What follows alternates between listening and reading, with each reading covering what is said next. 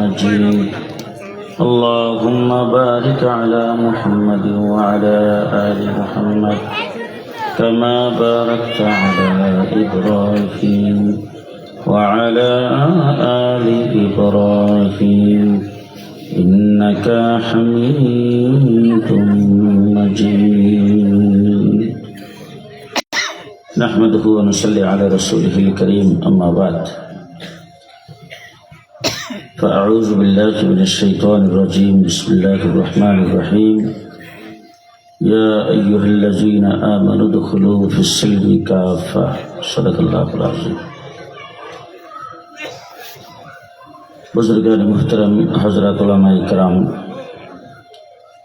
अपेक्षमान बरादरान इस्लाम गभीर रात्र पर्यন্ত আল্লাহ তাবারক তাআলা জান্নাতের বাগানে আমাদেরকে বসার তৌফিক দান করেছেন। উলামা ইকরামের জবান থেকে কোরআন এবং হাদিসের আলোকে মূল্যবান নসিহত শোনার তৌফিক দিয়েছেন। এই জন্য সকলেই বলি আলহামদুলিল্লাহ। আল্লাহ তাবারক তাআলা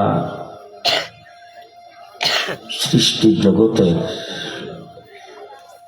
৮০,০০০ মাখলুকাত তৈরি করেছেন। এর মধ্যে ৮০,০০০-এর ভিতরে সবচাইতে দামি কে? যে সবচাইতে দামি মানুষ। এবং দুনিয়ার সব কিছু, আসমান জমিন এবং তার মধ্যে যা কিছু আছে সব কিছু আল্লাহ তৈরি করেছেন আমাদের জন্য। সূর্য আমাদের জন্য, চন্দ্র আমাদের জন্য, রাত্র আমাদের জন্য, দিন আমাদের জন্য, পাহাড় পর্বত সাগর সমুদ্র নদী নালা পশু পাখি সবকিছু আল্লাহ তৈরি করেছেন আমাদের জন্য। এবং মানুষকে আল্লাহ পাক যেমন দামি করে বানিয়েছেন, মানুষের জন্য যত কিছু তৈরি করেছেন সবকিছুই দামি। একটা জিনিস ভালো করে চিন্তা করে দেখেন তো, খাদ্যের ভিতরে আমরা যা কিছু খাই সব দামি জিনিস আমরা খাই।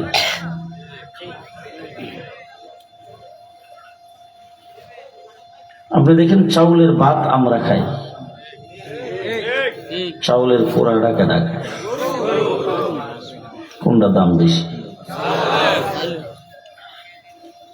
কাঁঠালের মেন কুসাটা আমরা খাই, কাঁঠালের উপরের চামড়াটা কে খায়? দাম কোনটা বেশি? মানুষের খাওয়া খাদ্য যা কিছু আল্লাহ তৈরি করেছেন সব স্বাস্থ্যসম্মত প্যাকেট করা, এবং জিরার দাম যেমন তেমন প্যাকেট। জি, বেদানা খুব দামি জিনিস না? খুব স্বাস্থ্যসম্মত না? খুব শক্তিশালী না? প্যাকেটটা দেখছেন? প্যাকেট করে ভিতরে আবার কি সুন্দর করে সারিবদ্ধ ভাবে বেদানার গোটাগুলি সাজাইছে, এটার উপর আবার বেনারসি শাড়িও পরাইছে। সবকিছু আল্লাহ পাক দিয়েছেন আমাদের জন্য। আল্লাহ বলেন, আমি তোমাদেরকে বানাইছি আমি আল্লাহর জন্য। আপনি বলেন তো, গরু ছাগলের জন্য কোন আইন কানুন আছে? আছে কিছু? হাঁস মুরগির জন্য আছে বলতে হবে? রাত আর মুরগি কোনোদিন বিয়ে হয়েছে? ষাঁড় আর গাভী কোনোদিন বিয়ে হয়েছে? ওদের জন্য কোনো আইন কানুন নাই। বাস ওরা আছে, সৃষ্টি আমাদের জন্য হয়েছে, বাস তারা আমাদের গোলামি করতেছে। সিলেট যাইতেছে একবার হাইওয়ে রুট হওয়ার আগে, চা বাগানের ভিতর দিয়ে, তখন পাহাড়ের চিপা চাপা দিয়ে রাস্তা, হঠাৎ গাড়ির জাম লাগিয়ে গেছে। আমি তখন বললাম, ঘটনা কি? এই জায়গায় তো জাম লাগে না, কিসের জাম?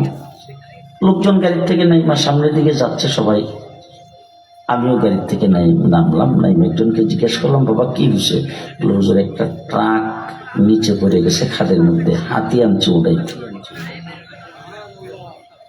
আমি একটু আগে বাইরে গেলাম, যাই দেখি হাতির পায়ের সাথে রশি বাঁধছে আর গাড়ির লোকের রশি বাঁধছে। বাইন্দা এখন কিছু লোকজন হাতিরে ধাক্কাইতেছে, হাতি টান দেয় না। হঠাৎ করে একজন লোক মাথার কাছে দাঁড়ায় কয়, হাতিরে শুনে শুনে, মাহুত আয়ে মাহুত মাহুত। যেই কোশ্চেন মাহুত আয়ে, আমি হাতির দিকে তাকায় দেখি হাতিটা এমন করতেছে। হঠাৎ দেখি মাহুত যে একটা আইসে, এরকম এত বড় বড় না, চুলদারি যা আছে সব কামানো, গায়ে গোতরে কোনো কাপড় টাপড় নাই, একটা কাপড় পিন্ধে কাপড়টা কাঁচা দিয়ে রাখছে, এতটুকু লম্বা একটা রোল হাতে, একটা বেতের মতো, ওইটার মাথার মধ্যে এইভাবে দৌড়ে আর সামনে এসে এমন একটা মৌসুম দেখাইছে, এক টান দিছে 20 ফিট নিচের থেকে ট্রাক উপর উঠে ছেড়ে দিছে। আজকাল আপনাদের রাস্তাঘাটে আপনাদের সামনে পড়ছে কিনা আমি জানি না, আমার গাড়ির সামনে অনেকবার পড়ছে, হাতি দিয়া ভিক্ষা করে। যে আমার গাড়ির সামনে দাঁড়াইছে, আমার ড্রাইভারে 5 টাকা ধরছে, ধরেও না, দাঁড়িয়ে। আমি ড্রাইভারকে বললাম যে কি হয়েছে, বলো হুজুর 5 টাকা দিতেছি না। ড্রাইভার এত বড় হাতিরা দাঁড়িয়েছে, তোর 5 টাকার জন্য 20 টাকা দেয়। যেই 20 টাকা দিছে, হাতি সূত্রার দ্বারা টাকাটা দৌড়ে আমি তাকে রইলাম, দিছে কার কাছে? হাতি চাবাই খাইছে? জি, হাতি ইচ্ছা করলে গিলে ফেলতে পারতো, কিন্তু হাতি ওই নিয়ে দিয়ে দিল। আমি তাকায় দেখলাম উপরে যে বৈশা রয়েছে আস্থা চলিমন্ত্রী, হাতির একটা উড়াতের সমানও না। সারাদিন ভিক্ষা করার পরে যখন হাতিরে নিয়ে রাখে, আমার মনে হয় রাত্রে বেলা হাতি আল্লাহ রে কয়, আল্লাহ তুমি তো আমার বানাইছো মানুষের অধীনে, নইলে ওর মতো 10টার একত্রিত করে আমি কি পাও দিয়ে চাপ দেওয়া লাগে? পাউডা রাখলেই তো বট্টুস। কার জন্য বানাইছে? জি, তাম পৃথিবীর সবকিছু বানাইছে আল্লাহ মানুষের জন্য, মানুষকে বানাইছে আল্লাহর জন্য। তুমি দুনিয়াতে চলতে ফিরতে উঠতে বইতে 24 ঘন্টা তুমি আমার হুকুম মানবা, আমার আইন তোমার উপর প্রয়োগ হবে। কি জন্য মানবা, কি জন্য প্রয়োগ হবে? যাবতীয় সবকিছু আমি আল্লাহ পাক তোমার জন্য বানাইছি, আর আখিরাতে তোমার জন্য জান্নাত রাখছি, চিরকাল, শুরু আছে শেষ নেই। এই জন্য আমার ভাইরা সংক্ষিপ্ত কথা, খুব কষ্ট করে, খুব টেনশনের ভিতরে আপনাদের এখানে আসছি। মধ্যখানে একটা মাহফিল, মাইকের আওয়াজ, একদম রাস্তার কিনারে মাহফিলের লোকজন রাস্তায় দাঁড়িয়ে দিচ্ছে, মাথা নিচের দিকে দিয়ে পার হইছে। ওইটা যদি করতাম আপনাদের তো পাইতাম। তো আমরা দুনিয়াতে আসছি আজকের থেকে 100 বছর আগে আপনাদের এলাকায় যারা ছিল আছে তো, আমরা এখন আজকে মাহফিলে যারা ছোট বড় বসা আছে, আজকের থেকে 60-70 বছর 80 বছর পরে একজনকে খুঁজে পাওয়া যাবে না। জি, যাইতে হবে তো, মরতে হবে তো, নাকি এই ব্যাপারে কেউ বলতে পারবেন যে হুজুর আমি মরবো না? জি, মরতে হবে সবাই, ঠিক না? ঠিক, মরণ থেকে কেউ পালাইতে পারবে না। এমন কোন শক্তি নাই আজরাইলের হাত থেকে কাউকে বাঁচাইতে পারে। কি বলেন, আছে? এমন কোন অস্ত্র আবিষ্কার হয়েছে যেটার নাম শুনলে আজরাইল আসবে না? শুনছেন এমন কিছু? এমন কোন জায়গা আছে যেখানে আজরাইল ঢুকবে না? আমাদের বাংলাদেশের বঙ্গভবনে তো ঢুকে নাই। জিল্লুর রহমান মারা গেছে, জিয়াউর রহমান কথা কয় না, শেখ মুজিবুর রহমান সাহেব প্রেসিডেন্ট থাকা অবস্থায় তো নাকি জি আজরাইল ঢুকে নাই। একটা জায়গার মধ্যে আজরাইল ঢুকে না, এটা আমি জেনে শুনে ভালো করে দেখিয়েছি, এটা হলো জেলখানা। জেলখানায় আজরাইল ঢুকে না, একদম আমি বালা করে বুঝাইছি ওখানে। কারণ জেলখানায় যদি 3 দিন আগেও কমে থাকে, 3 দিন পরে এটাকে বাইরে করে মেডিকেলে নেওয়ার পরে ওখান থেকে ঘোষণা করে, তিনি মেডিকেলে আসার পরে ডাক্তার তাকে মৃত ঘোষণা করেছে। জেলখানার ভিতরে আজরাইল ঢুকে না, আজরাইল ঢুকে সব জায়গায়, ঠিক কিনা বলেন? আজকাল কত কিছু আবিষ্কার হয়েছে, বুলেট প্রুফ গ্লাস, আমার গাড়ির মধ্যে লাগানো আছে বুলেট প্রুফ, মানে water proof bullet proof glass.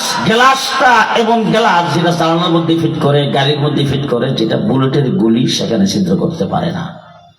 এমন কোন মিডিয়াতে শুনছেন আজ পর্যন্ত এমন একটা জিনিস আবিষ্কার হয়েছে যেটার নাম আজরাইল প্রুফ? নাম শুনছেন? জি, ও মুসলমান, খুব ভালো করে মনে রাখেন, মুহাম্মদুর রাসূলুল্লাহ সাল্লাল্লাহু আলাইহি ওয়াসাল্লাম যখন মেরাজে গিয়েছেন তখন সিদরাতুল মুনতাহায় যাওয়ার পরে রাসূল ফেরেশতাদের সূচিবালয়টা ভালো করে দেখছেন। সেখানে যাইয়া রাসূল দেখে আজরাইল আলাইহিস সালাম আছেন, আর আজরাইলের সামনে গোটা পৃথিবীর একটা পাথের বর্তনের মতো। আমরা ভাত খাওয়ার সময় ভাতের প্লেটটা আমাদের সামনে যেমন, আজরাইলের সামনে গোটা পৃথিবীটা তেমন। এখন বলেন তো দেখি, আমাদের ভাতের প্লেটের মধ্যে যখন আমরা ভাত খাই, তখন যদি আমাদের প্লেটের মধ্যে কোনো জায়গার মধ্যে তরকারি থাকলে, ভাত থাকলে, বিরিয়ানি থাকলে, যেটাই থাকে, এদিকে উঠতে যায় ধরা লাগে না জায়গা বইয়ে ওই আজরাইলকে আপনার বাড়ি পর্যন্ত আওয়া লাগবে না জায়গা বসে। হুজুর আকরাম সাল্লাল্লাহু আলাইহি ওয়াসাল্লাম বলেছেন আজরাইলের সামনে একটা ব্ল্যাক বোর্ড আছে, ওই ব্ল্যাক বোর্ডের মধ্যে প্রত্যেকটা মানুষের নাম আর তার বাবার নাম লেখা আছে। আর আজরাইলের সামনে বিশাল বড় একটা গাছ আছে, ওই গাছের পাতায় পাতায় প্রত্যেকটা মানুষ আর তার বাবার নাম লেখা আছে। ওই গাছের পাতাটা মানুষটা যখন মৃত্যুবরণের সময় কাছে আসে, পাতাটা হলুদ বর্ণের হইয়া গাছের থেকে ঝরে পড়ে, পড়ার সাথে সাথে আজরাইল ওই পাতাটা উঠাইয়া দেখে কার নামটা লেখা। যেই নামটা লেখা থাকে সেই নামটাকে ব্ল্যাক বোর্ড থেকে নামটাকে কেটে দেওয়া হয়, আর ফেরেশতাদের মজলিসে ঘোষণা করা হয় মানুষটা মৃত। দুনিয়াতে তার হায়াত 40 দিন বাকি থাকে। কয়দিন?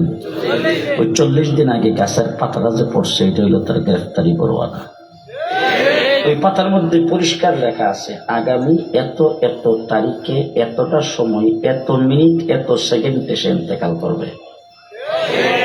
ওই সময় আজরাইলের কাছে যে গ্রেফতারি পরোয়ানাটা নিয়ে আজরাইল আসবে, যদি আপনার খুব বেশি টাকা পয়সা থাকে, আর যদি রোগীর মানে চতুর্দিকে যদি টাকার বান্ডিল রেখে দেন বেশি করে, আজরাইল ফিরবে তো? কথা কয় না। আমাদের বাংলাদেশের কোন থানা থেকে পুলিশ যদি কারোর বিরুদ্ধে গ্রেফতারি পরোয়ানা জারি করে, আর গ্রেফতারি পরোয়ানা নিয়ে পুলিশ গেছে তাকে ধরার জন্য, এলাকার মধ্যে যদি লোকটা একটু জনপ্রিয় হয়, তার যদি বিশাল কর্মী বাহিনী থাকে, আর কর্মী বাহিনী রাস্তার মোড়ে মোড়ে দাঁড়ায়া পুলিশের আগমন মানি না, মানব না, বল্টু ভাইয়ের কিছু হলে জ্বলবে আগুন করে, পুলিশ কিন্তু বলবে বাবা আপনার যান বাসা, চাচা আপনার যান বাসা, দরকার নেই, যাইয়া থানার মধ্যে রিপোর্ট দিবে স্যার আসামি বাড়িতে নাই। জি, এখন আজরাইল যদি কারো ব্যাপারে পিজি হাসপাতাল থেকে, ঢাকা মেডিকেল থেকে, আপনাদের গাজীপুর মেডিকেল থেকে যদি কারো ব্যাপারে বলে দেয় যে আর চিকিৎসার কোনো সুযোগ নাই, একদম অন্তিম মুহূর্ত চলতেছে, সেই মানুষটাকে যখন বাড়িতে নিয়ে আসলেন, এলাকার চেয়ারম্যান ছিল, এমপি ছিল, খুব জনপ্রিয় ছিল, কর্মীরা মিল্লা যদি চতুর্দিকে স্লোগান দেয় আজরাইলের আগমন,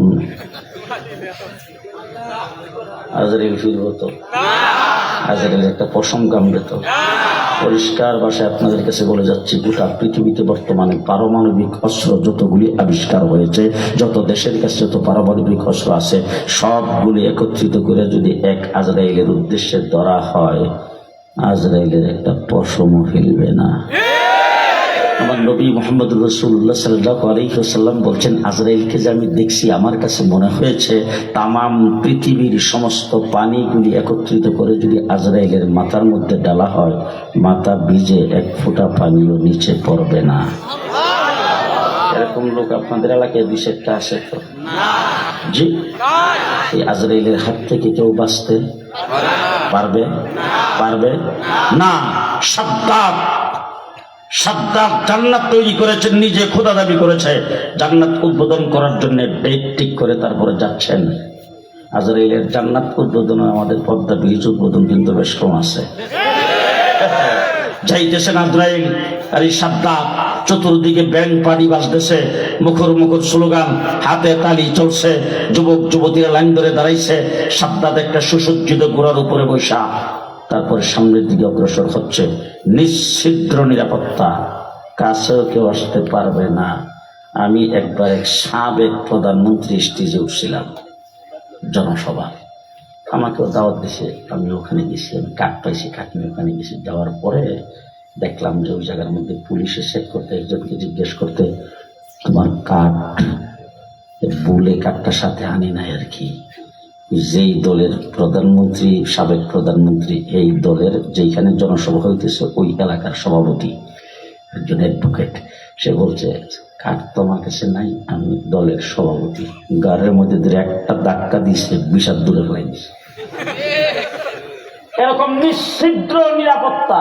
সাদ্দাত যেখানে জান্নাত উদ্বোধন করতে যাইতেছে, চতুর্দিকে গ্রাও, কেউ ভিতরে প্রবেশ করতে পারবে না।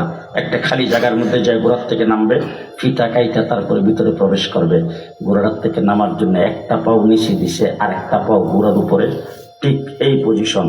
এমন সময় একজন সেরা বেড়া লোক, দেখতে শুনতে একদম সেরা বেড়া গ্রাম্য মানুষ, জীবনে বোধহয় চুল দাঁড়িয়েতে চিরুনি কি জিনিসের বাপ দাদা 14 গোষ্ঠী জানে না, ইস্তারি কারে কয় এর মাও জীবনে শুনে নেই, বাপও শুনে নেই। এবং সেরা বেড়া ধরনের একজন লোক এসে একদম চাপা খারিছে, স্যার আমার একটা কথা আছে। মেজাজটা কেমন করবো? সাদ্দাদে প্রোটোকল অফিসার, প্রোটোকল অফিসার ডাইনে বামে থাকে, স্যার আপনি কি দেখেন? আমরা কিছু দেখি না। ওই লোকটা ডাক দেখো, স্যার ডাইনে বামে তাকে ধমক দিয়ে লাভ নাই, আমি আপনার সঙ্গে কথা বলতে আসছি, আমার কথাটা শুনে বললাম। তখন বলতেছি কি করবে, তাড়াতাড়ি করে ফেলা করে, স্যার একটু কানে কানে কইবার চাই। মাথার এইভাবে একটা পাও কিন্তু গোড়ার উপরে, আরেক পাও গোড়ার নিচে, ওই উপরের পাউডার নিচে নামাই বসে জায়গা নাই, এবং ভাবে চাপ পাখা রয়েছে। স্যার আদে হাজরাই যেই কইছে আজরাই সুম্মারা দাদনা হু আসফালা সাফিলি, থরথর করে কাঁপতে শুরু করেছেন।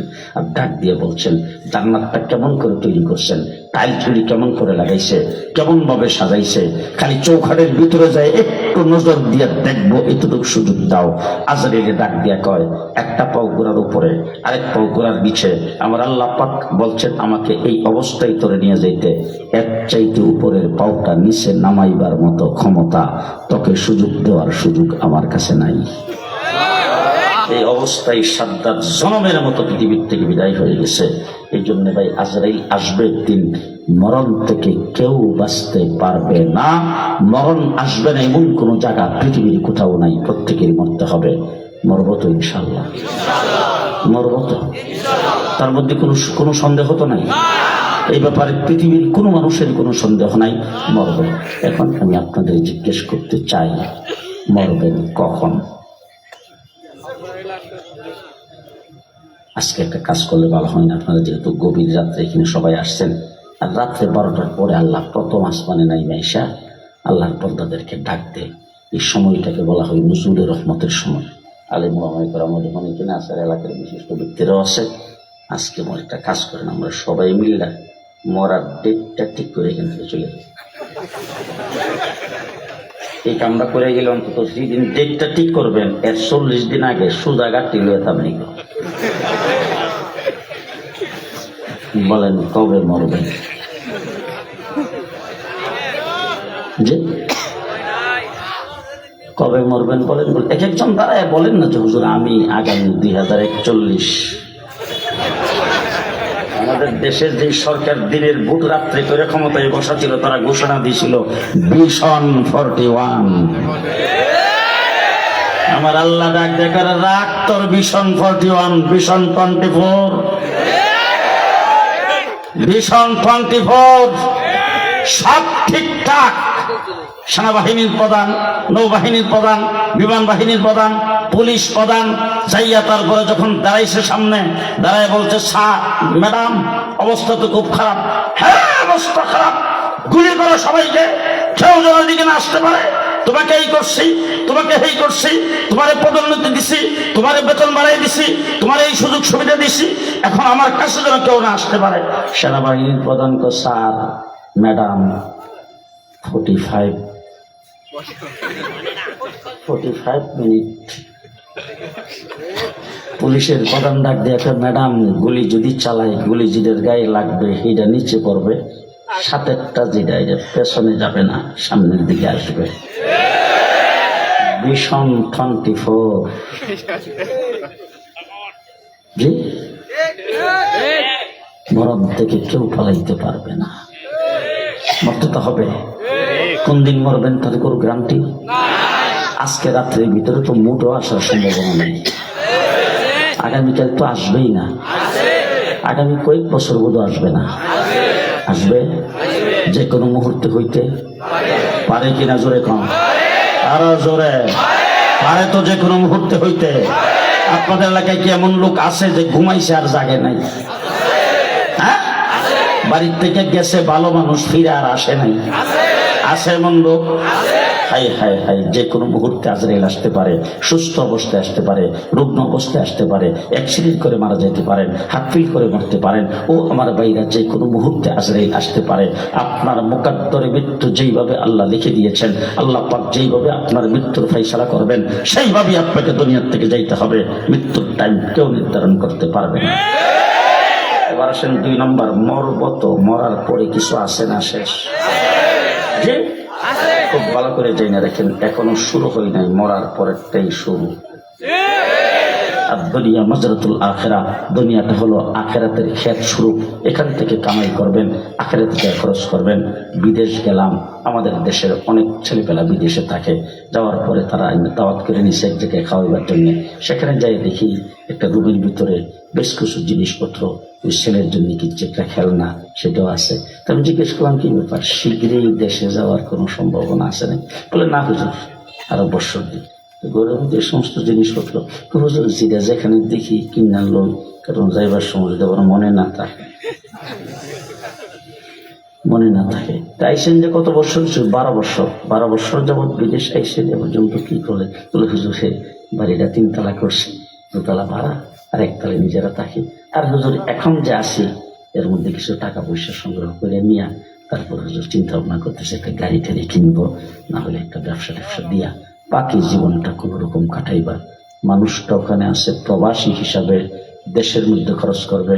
আমার এক সম্পর্কে বাতিজা 5 তলা 6 তলা বিল্ডিং করছে, 3 তলার উপরে নিজে থাকার জন্য অত্যাধুনিক ব্যবস্থা করছেন, আমাকে নিয়ে দোয়া করাইছে। পরের বছর উমরায় গেছি, সে আমার দাওয়াত করে নিছে তার গ্রুপের মধ্যে খাওয়াইতে। যাইয়া দেখি 20 থেকে 24 ফিটের একটা রুম, সেখানে থাকে 13 জন। বালিশের কাছে ওখানে বাসন পেয়ালা কট্টা এগুলি দেখা কোন রকম যাযাবরের মতো। তারপরে জিজ্ঞাসা করলাম, কি দেশে বানাইছ সাদ্দাদের বেহেশত, এখানে এসে দেখি 12-13 জন একটা রুমের ভিতরে যাযাবরের মতো। হে আমারে এমন বুঝাইছে, আমার এক চাষা, এইটা হলো কামাইবার জায়গা, ওখানে হলো খরচ করবার জায়গা। আমি ওরা ধরে বললাম, বাতি যাবার ওয়াজ বুঝাই এসে গেছে, আমার আর ওয়াজ করা ওয়াজ পুরাটাই আমার বুঝে আসছে, আর ওয়াজ করা লাগবে না। এটা হলো কামাইবার জায়গা, ওইটা হলো খরচ করবার জায়গা। ইহা হাম সব মুসাফির হ্যায়, ওহি আখের ঠিকানা, কোই আগে রওয়ানা হে, কোই পিছে রওয়ানা।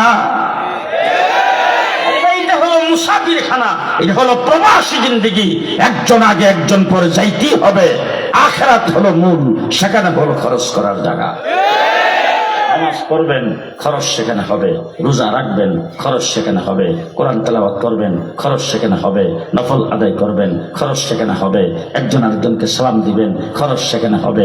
ভালো ব্যবহার করবেন, খরচ সেখানে হবে। রাসূলের সুন্নতুল আমল করবেন, খরচ সেই জায়গায় হবে। প্রত্যেকটা জিনিসের খরচ সেই জায়গায় যাইয়া প্রতিদান পাবেন। জর্রা জর্রা পরিমাণ আল্লাহ পাক একটাকেও আপনার প্রতিদান থেকে বাদ দেবে না। প্রত্যেকটা জিনিসের প্রতিদান পাইবেন। ভালো হইলে ভালো, খারাপ হইলে খারাপ। এই জন্য আমার ভাইরা যাইতে হবে। আমার আল্লাহ পাক একটা কথা কোরআন শরীফের ভিতরে আমাদেরকে খুব সুন্দরভাবে নসিহত করে দিয়েছেন, লা তামুতুন্না ইল্লা ওয়া আনতুম মুসলিমুন। দুনিয়ার মানুষ খুব ভালো করে শুনে রাখো, মরবা একদিন। তোমাদের জন্ম যখন করছো, মৃত্যু তো আছেই। তোমাদেরকে দুনিয়াতে সাময়িক সময়ের জন্য পাঠাইছি। আমি আল্লাহ পাকের হাতে তোমাদের রশিটা যেদিন ধরে টান দেব, ওই দিনই চলে আসতে হবে। তবে একটি কথা খুব ভালো করে তোমাদেরকে বলে দিতে চাই, মরবা তো ঠিক, মুসলমান না হইয়া মইর না।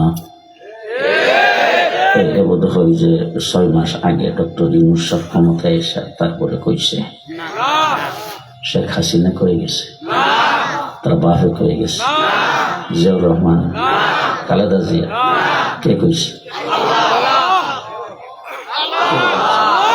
লা তামুতুন্না ইল্লা ওয়া আনতুম মুসলিমুন। দুনিয়ার মানুষ ভালো করে করে শোনো, মুসলমান না হইয়া মৃত্যুবরণ করো না। মুসলমান না হয়ে মৃত্যুবরণ করা যাবে না। অর্থাৎ একটি খুব ভালো করে জেনে রাখেন, যেই ব্যক্তি মুসলমান হবে সেই ব্যক্তি জান্নাতবাসী হবে। মুসলমান ছাড়া কেউ জান্নাতে যাবে না। কোটি কোটি মিলিয়ন ডলার যদি কোনো ব্যক্তি খরচ করে, মানুষকে দান করে, আর এই ব্যক্তি 460টা মসজিদ বানিয়ে ফেলছে, তাতে হয়েছে কি? যদি মুসলমান না হোক জান্নাত নাই। কথা কি বুঝে আসতেছে? কি বলতেছে? এই জন্য মরতে হবে কি হইয়া? আস্তে আস্তে কি হইয়া মরতে হবে? কি হইয়া মরতে হবে? মুসলমান হইয়া মরতে হবে। তো মুসলমান হয়ে যদি মরতে হয়, তাই দ্বিতীয় নম্বর কাজটা আমরা আজকে করে যাইয়া, মুসলমানরা কবে হব এই ডেটটা ঠিক করে যাইয়া। ফলে যদি আপনাদের আজকে একটা ডেট ঠিক করেন যে হুজুর আমরা এত এত তারিখে মুসলমান হব, ওই তারিখে আমাদের দাওয়াত দিলে আমিও আপনাদের এখানে আনবো। ডেটটা করে ফেলাম কবে মুসলমান। মুসলমান কবে হইবেন সেই ডেটটা ঠিক করে গেলে অসুবিধা আছে? কবে? আজকে সকাল পর্যন্ত বাইসা থাকবে এটার কোনো নিশ্চয়তা যেহেতু নাই। মৃত্যুর যে কোনো সময় আসতে পারে। আমি এইখানে বসছি, এখান থেকে আমি বাসা পর্যন্ত যাইতে পারবো, এটার যদি গ্যারান্টি আমার কাছে না থাকে, তাহলে মুসলমান কবে হইবেন বলেন তো? মুসলমান কবে হইবেন বলেন তো? আমার যুবক ভাইয়ের, আবাল বৃদ্ধ বনিতা, আপনাদের হাতে পায়ে ধরে একটা কথা বলে যাচ্ছি। জীবনটা কাটাইছেন 30-35 বছর বয়স, 20 বছর বয়স, 40 বছর বয়স, 45 বছর বয়স, 50 বছর বয়স, 60 বছর কারো বয়স হয়ে গেছে। এতদিন আপনার কাছে আজরাইল আগমন করে নাই। আপনার ভাই বেরোদের শুধু মারা গেছেন, আপনার সামনে কত শিশু মারা গেছে, আপনাকে আল্লাহ পাক এ পর্যন্ত হায়াতে বাসায় রাখছে। কোন দিন আজরাইল আসে, কোন দিন আপনি মৃত্যুবরণ করেন তার ঠিক নাই। কিন্তু আল্লাহ বলছেন মুসলমান হইয়া মরো। মুসলমান হইয়া যদি না মরতে পারেন, তাইলে কবরে গেলে কিন্তু আপনার আযাব হবে। আপনি কিন্তু জিন্দেগিতে জান্নাতে যাইতে পারবেন না। সুখ আপনার কপালে নাই। এই জন্য হাতে পায়ে ধরে বলে যাচ্ছে, সবাইকে মুসলমান হইতে হবে এই মুহূর্ত থেকে। বলেন ঠিক কিনা? মুসলমান হওয়া লাগবে সবাইকে। এই জন্য আবার ভাইরা মুসলমান হওয়া লাগবে মানে কম দরজার মুসলমান হইলে কোনো কাজ হবে না। মুসলমান কাকে বলে? কে মুসলমান? হযরতে সুমাইয়া লজ্জাস্থানের মধ্যে পাথর মেরে আর তীর মেরে আবু জাহেল তাকে হত্যা করে দিয়েছেন, উলঙ্গ করে। ইসলামের সর্বপ্রথম শহীদ, ইসলামের সর্বপ্রথম শহীদ যাকে মক্কা নগরীতে আবু জাহেল লজ্জাস্থানে তীর মেরে তাকে হত্যা করেছেন। 2 পাওয়ারের সাথে ঘোড়ার রশি বাঁধছে, 2টা ঘোড়া দুই সাইডে খাড়া করে ওই ঘোড়ার সাথে রশি বাঁধছে, বাইন্দা তারপরে আবু জাহেল উলঙ্গ কইরা তার সামনে তীর নিয়ে দাঁড়াইছে। দাঁড়াইয়া তারপরে বলতেছে, সুমাইয়া খালি মুহাম্মদকে ছাড়াও, তোমার রশির বাঁধ খুলে তোমাকে সসম্মানে তোমার জাতির কাছে, তোমার বাসাতে, তোমার বাড়িতে তোমাকে পৌঁছায় দেওয়া হবে। সে তখন কথা বলে না, একদম গাল বেয়ে বেয়ে পানি ঝরতেছে।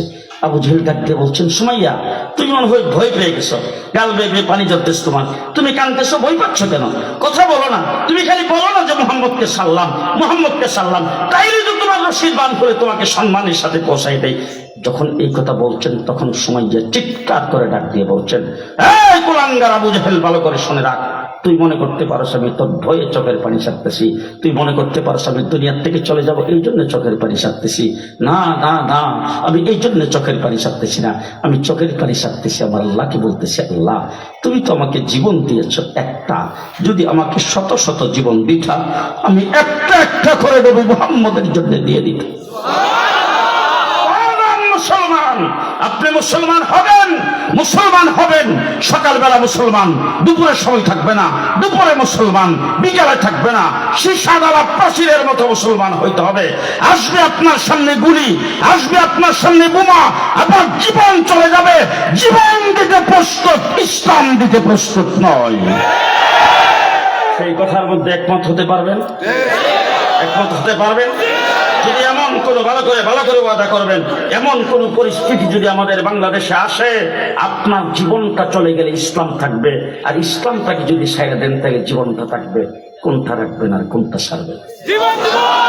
কোনটা রাখবেন আর কোনটা ছাড়বেন? আমার ভাইরা কেউ খারাপ মনে করবেন না, এখানে শিক্ষিত সমাজ ওলামায়ে কেরাম এখানে আছে, 2টা হাত জোড়াত করে আমি আপনাদের সামনে বলে যাচ্ছি, সংকেত ভালো নয়, তবে ভরসা আমাদের আল্লাহর উপরে। আমরা বিশ্ব নবীর উম্মত, ভরসা কার উপরে? ভরসা কার উপরে? ভালো করে বলার সময় নাই, ইশারা ইঙ্গিতে ভালো করে বুঝে নিয়েন।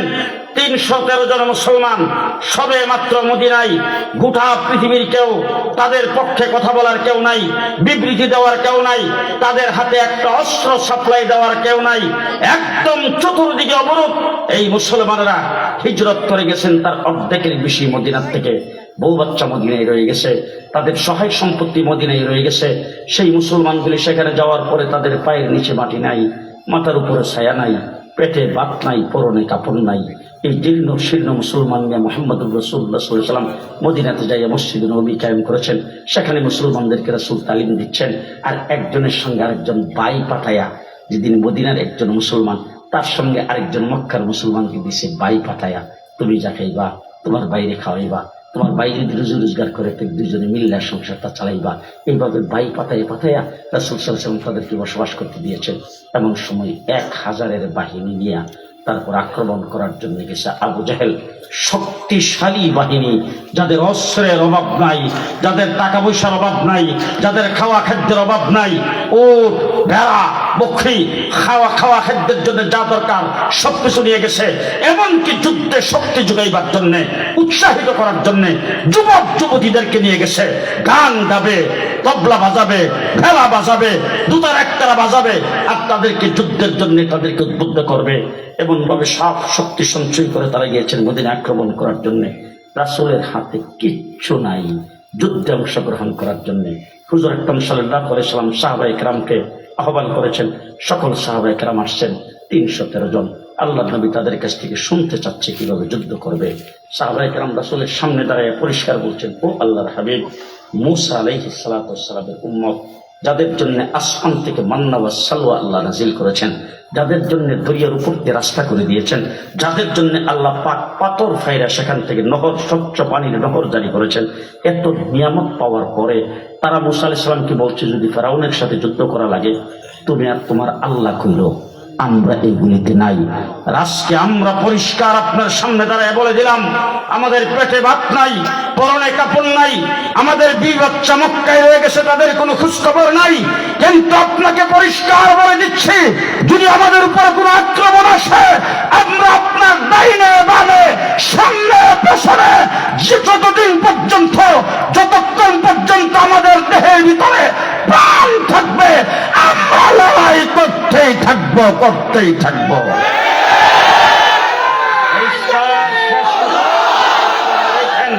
বদরের 313 জন মুসলমান, আবু জাহেল কি অস্ত্র নিয়ে আসছে, তার শক্তি কত, তার সামর্থ্য কত, তার সঙ্গে জনবল কি, তার সৈন্যের সংখ্যা কত, এইগুলি চিন্তা করার আমার কি আসে না আসে, আমি কোন অস্ত্রের যুদ্ধের ময়দানে মোকাবেলা করার জন্য যাব, এইগুলি চিন্তা করার যেমন টাইম, যেমন সুযোগ বদরের যুদ্ধের মুসলমানদের জন্য ছিল না।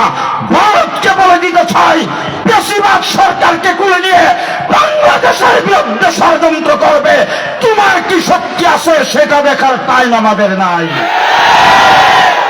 ভালো করে মনে রাখবেন, আমরা মুসলমান, আমাদের পূর্বপুরুষ মুসলমান ছিল, ইংরেজদের বিরুদ্ধে যুদ্ধ করে দেশ আমরা স্বাধীন করেছি। পরিষ্কার স্বাধীন সার্বভৌম বাংলাদেশের জন্য রক্ত মুসলমানেরা দিয়েছে, দিয়ে দেশকে স্বাধীন করেছে। জুলাই আগস্টের আন্দোলনে আবু সাইদ জীবন দিয়েছে, মৃত্যুর কুলে দলে পড়ার সময় তার মুখ থেকে আল্লাহু আকবারের আওয়াজ বের হয়েছে। ছাত্ররা যখন আন্দোলন করে, রাজপথে একজনকে ইমাম বানায়া ৫ নামাজ রাজপথে তারা আদায় করেছেন। এরকম ছাত্রদের দিয়া যে আন্দোলনের সংগ্রাম হয়েছে, এই সংগ্রামে দেশে যে বিপ্লব ঘটছে, এই বিপ্লবের পরে ভারতের তোয়াক্কা করা যাবে না।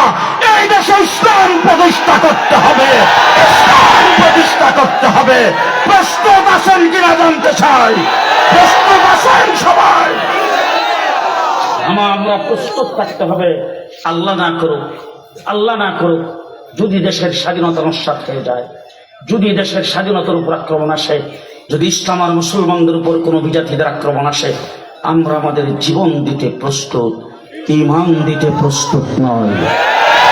আমাদের জীবন চলে যাব তবু ঈমান ছাড়বো না, আমাদের জীবন চলে যাব তবু ইসলাম ছাড়বো না। আমরা কেটে টুকরা টুকরা টুকরা হয়ে যাব, তবু শাহাদাত বরণ করব, মুসলমান হইয়া কবরে যাব। রাজি আছেন তো সবাই? আল্লাহ কবুল মঞ্জুর করুন। সবাই বলেন আমিন, সবাই বলেন আমিন। প্রস্তুত থাকতে হবে, নাক কান চোখ খোলা রাখতে হবে। পরাজিত শক্তি বাংলাদেশে যেন ঋণ করতে না পারে। বাংলাদেশ থেকে 1 ঘন্টা না 1/2 ঘন্টার ভিতরে সমস্ত মূর্তি শেষ।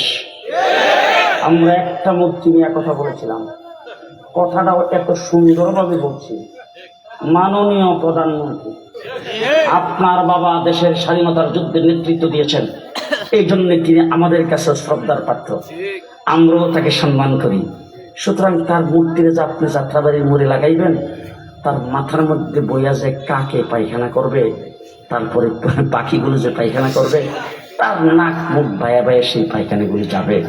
ম্যাডাম, এইগুলি দেখতে আমাদের কাছে খারাপ লাগবে, এইটা আপনি লাগাইন না। আচ্ছা, কথাটা কি ভালো বুঝছেন? মান খারাপ। এই কথার কারণে আমাদেরকে মামলা দিয়া তারপরে অ্যারেস্ট করে রিমান্ডে নিয়ে নির্যাতন করেছেন। জেলখানার ভিতরে ফাঁসির সেই রুমের মধ্যে ফাঁসির কাজটা আমাদেরকে রেখেছেন, ফাঁসির সেলের ভিতরে আমাদেরকে রেখেছেন। বৎসরের পর বৎসর জেলখানে আটকে রাখলেন। আর আপনি হেলিকপ্টারে ওঠার সাথে সাথে 1/2 ঘন্টার ভিতরে সারা বাংলাদেশের মূর্তি শেষ। আরে প্রথম তো মানুষের হয়। শ্রীলঙ্কার প্রেসিডেন্ট, প্রধানমন্ত্রী প্রথম দেখলাম, বাংলাদেশের কত প্রথম দেখলাম, পাকিস্তানের প্রথম দেখলাম, পৃথিবীর বিভিন্ন দেশের প্রথম দেখেছি। এমন প্রথম পৃথিবীর কোথাও কোনো ইতিহাসেও পড়ি নাই। প্রধানমন্ত্রী তিনি যখন দেশ থেকে খালি হেলিকপ্টারে উঠছেন, ওটার সাথে সাথে 340 জন এমপি একটাও নাই, মন্ত্রী একটাও নাই, সচিবালয় থেকে শুরু করে একবারে ইউনিয়ন পরিষদের ফিউন পর্যন্ত তার সমর্থন, তার নিয়োগপ্রাপ্ত একটাও নাই। দলীয় সভাপতি, সেক্রেটারি, কর্মী একটাও নাই। এমনকি কোন মসজিদের ইমাম যদি তাদের দালালি করে থাকে, সেটাও নাই। এমন প্রথম জীবনে কোনদিন দেখছেন? সুতরাং এই প্রথম আল্লাহ পাক দিয়েছেন। আমি আজকেও এক জায়গায় মিটিং ছিল, সেখানে আমি বলছি, এই ক্রেডিট আপনাদের নয়, এই ক্রেডিট আল্লাহ পাক আব্রাহা বাদশাকে ধ্বংস করার জন্য যেমন আবাবিল পাঠিয়েছিলেন, আল্লাহ বলছেন হেফাজত থাম, বিএনপি থাম, জামাত থাম, আমি আবাবিল পাঠাইতেছি। ছাত্রদেরকে দিয়ে আল্লাহ পাক সেই পতন ঘটিয়েছেন। সুতরাং আল্লাহ আমাদেরকে বিজয় দিয়েছেন। এবার আল্লাহর রাজ দেশে কায়েম করতে চাই, এই দেশে ইসলাম কায়েম করতে চাই।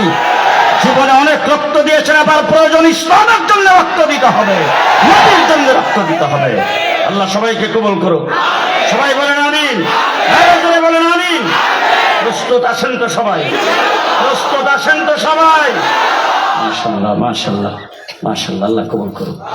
3 বার কুল আল্লাহ পড়ি, 3 বার কুল আল্লাহ পড়ি।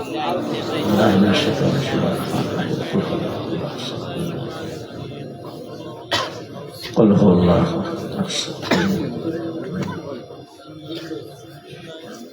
قل هو الله. الحمد لله رب العالمين، والصلاة والسلام على سيد المرسلين وعلى آله وأصحابه أجمعين.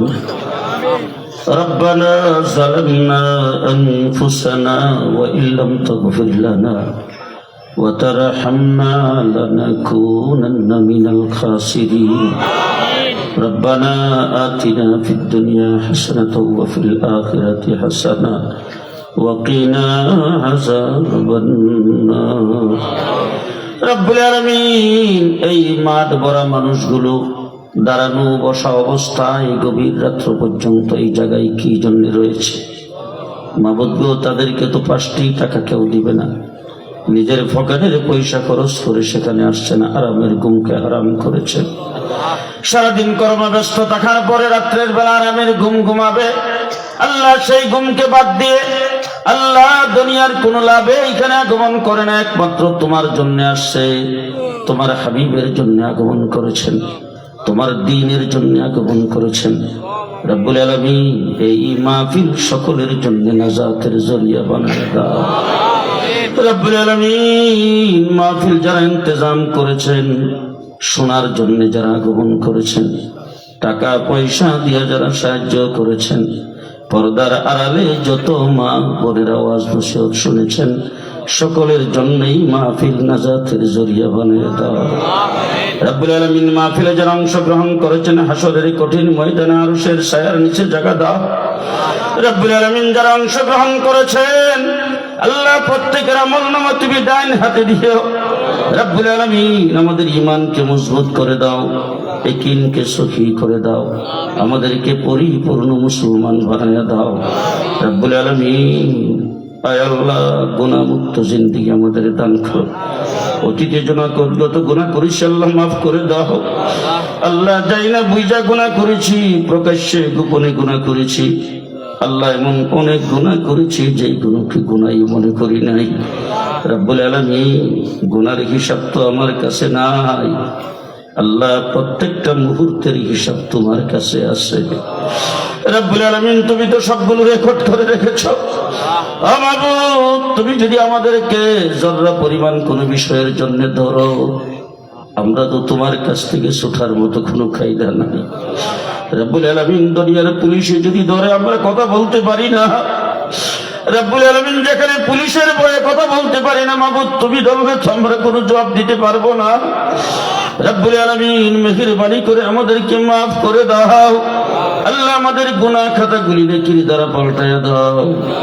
জীবনে যত নেক আমল করেছি সেইগুলি কবুল করে নাও।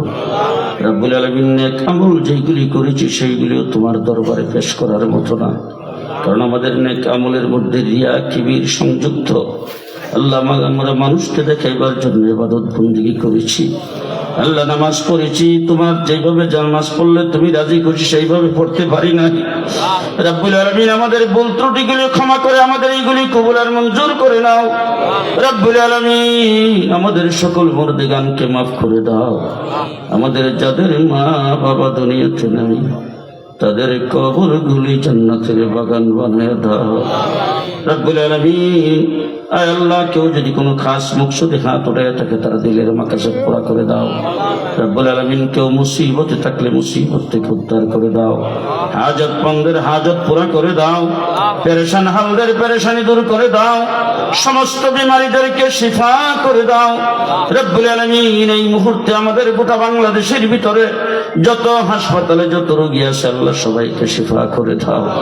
রব্বুল আলামিন আমাদের ঘরে আমাদের পরিবারে ছোট বড় কেউ যদি কোনো অসুস্থ অবস্থায় থাকে আল্লাহ তাকে শিফা করে দাও।